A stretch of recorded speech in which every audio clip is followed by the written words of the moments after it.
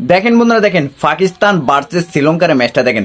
দেখেন শ্রীলঙ্কার জয়ের জন্য যখন আপনার 6 বলে 6 রান লাগে, তখন দেখেন পাকিস্তানের বোলিংয়ে আছে ওমর গুল কি পারবে ম্যাচটা আটকাতে 6 বলে 6টা রান না দিয়ে?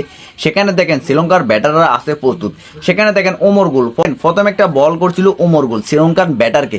সেখানে দেখেন শ্রীলঙ্কার ব্যাটার কোনোভাবে বুঝতেই পারে না বলটা। সেখানে দেখেন উইকেট রক্ষকের কাছে চলে যায় প্রথম বলটাই। সেখানে দেখেন প্রথম বলটাই ডট খায় শ্রীলঙ্কান এই ব্যাটার। আসলে ভাই ওমর গুল এক সময় অসাধারণ বোলিং করতো। এখন আপনার হাতে আছে 5 বল লাগে 6 রান। 5 বলে কি 6 রান নিতে পারবে শ্রীলঙ্কান এই ব্যাটাররা? সেটা এখন দেখার পালা। দেখেন দেখেন ওমর গুল আছে বোলিং এর জন্য প্রস্তুত। দেখেন ওমর গুল দ্বিতীয় নম্বর বল করে শ্রীলঙ্কান এই ব্যাটারকে। সেখানে দেখেন বাউন্সার দিয়ে পরাস্ত করে শ্রীলঙ্কান এই ব্যাটারকে। সেখানে দেখেন দ্বিতীয় নম্বর বলটা ডট খায়। আসলে ভাই শ্রীলঙ্কান এই ব্যাটার অবাক হয়ে যায় যে ওমর গুলের বল। এখন আপনার হাতে আছে 4 বলে লাগে আপনার। দেখেন এখন আপনার হাতে আছে 4 বলে 6 রানের প্রয়োজন। 4 বলে কি 6 রান নিতে পারবে শ্রীলঙ্কান এই ব্যাটাররা? সেটা এখন দেখার পালা। দেখেন ওমর গুল তৃতীয় নম্বর বল করে শ্রীলঙ্কান এই ব্যাটারকে। সেখানে দেখেন শ্রীলঙ্কার ব্যাটার সজোরে হাঁকিয়ে দেয়, কিন্তু সেখানে দেখেন দারুণ ফিল্ডিং এর কারণে সেখানেও দেখেন বলটা ডট খায়। আসলে ভাই একটা জিনিস বুঝতে পারতেছি না, শ্রীলঙ্কার ব্যাটাররা কোনোভাবে রান বাইর করতে পারতেছে না।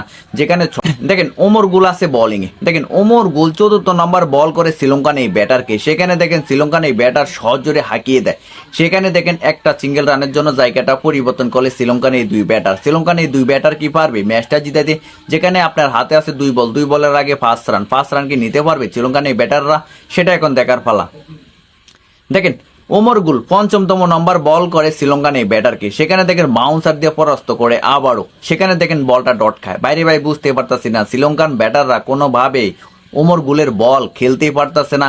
এখন আপনার হাতে আছে 1 বলে লাগে 5 রান। যদি একটা চক্কা হাঁকে দেয় তাহলে ম্যাচটা উইন হয়ে যাবে। যদি 4 মেরে দেয় তাহলে ম্যাচটা ড্র হয়ে যাবে। মাত্র 1 বল আছে হাতে।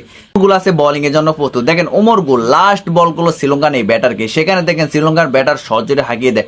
সেখানেও দেখেন দারুণ ফিল্ডিং এর কারণে, দারুণ ফিল্ডিং এর কারণে কোনোভাবে রান নিতে পারে নাই। সেখানে দেখেন শ্রীলঙ্কা 4 রানে ম্যাচটা হেরে যায় পাকিস্তানের কাছে। আসলে ভাই ওমর গুল এক সময় নাকি অসাধারণ বোলিং করতো, তাও ভিডিও দেখে খুবই ভালো লাগলো।